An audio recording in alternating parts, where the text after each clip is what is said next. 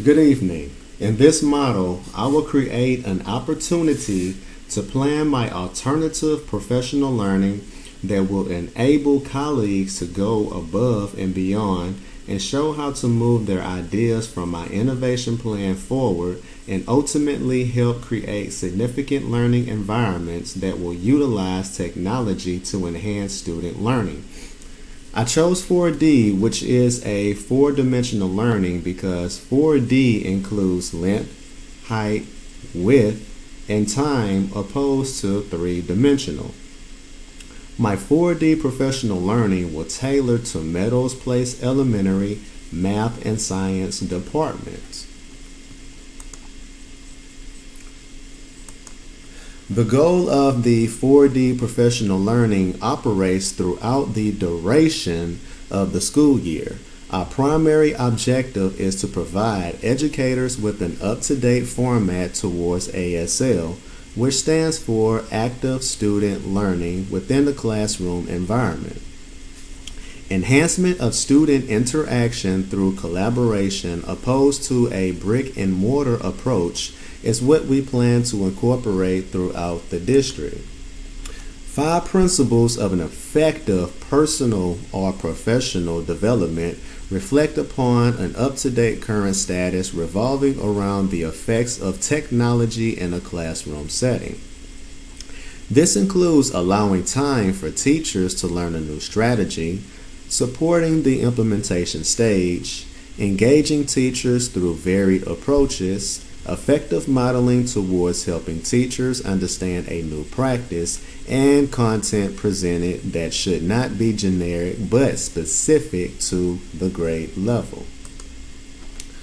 Going through the proper channels. First of all, my elementary principal will be needed for approval and support, followed by my assistant principal for approval and support, and my team leader and team members and math and ELA specialists for additional coaching tactics will all be included in this method. The participants so far will be our math and science department within our elementary campus. We will discuss sections of separate trainings that pertain to each subject matter. Half of the sessions will consist of one subject, which is math, followed by the other half, which is science. The headliner is me, Corey Champ, followed by my coaches, whom are Shelly Leifert, Latricia Hicks, Casey Foljam, Jenny Chen, Amber Fatano, and William Ely. To familiarize everyone with the concept is basically our what. At the beginning of the school year, teachers are to familiarize oneself with this concept, just as promotion of an active learning environment are the focal point within the classroom. This presentation will exemplify the same concept throughout the entire training. Specialists on our campus observe their rightful departments and collect information to generate ideas and provide feedback for team building and collaboration. This will ensure teachers, specialists, and students alike are perfectly aligned with the subject matter under the TEKS guideline. Coaches will assist teachers twice a month and also once a week during our morning meetings before school to discuss new ideas or approaches that may be new or unfamiliar to some. This is another form to grow together as a unit and move together in the right direction of success. Every month, educators attend a developmental session to ensure everyone involved are progressing in the right direction. Every method listed above, which includes collaboration, observation, feedback, and generation of new ideas, will be comprised into one session. This will comprise of all areas to include the evolution of this process.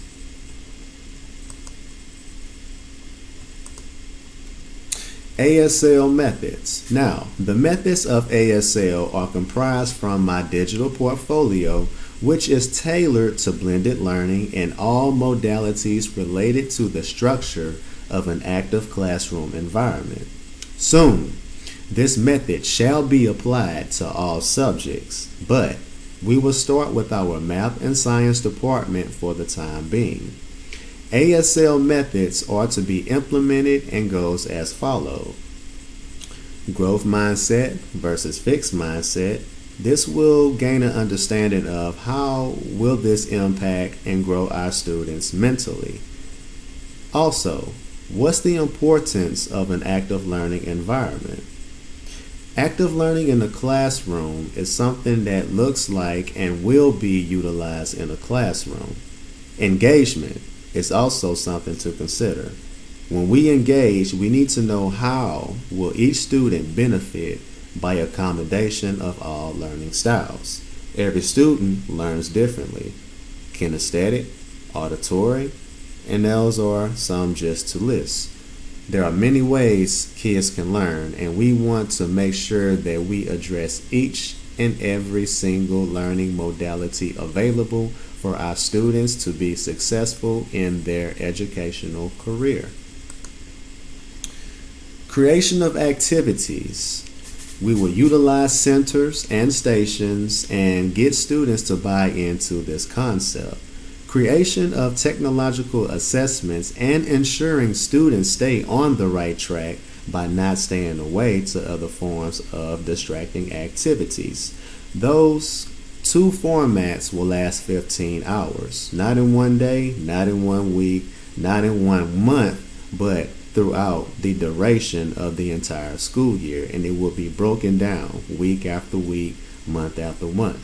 Another way is incorporation of a learning management system, LMS, to keep students, guidelines, and educators on the right path of learning and teaching. Revision of Schoology, which is something that we use in our district, and we need to know all of the platforms and guidelines within Schoology to be a success by utilizing this platform. Various ways of a blended learning setup and what works and not work for learners will be another thing addressed in our PL. Stations for one-on-one, which is individual work, and also group work will also be a major factor.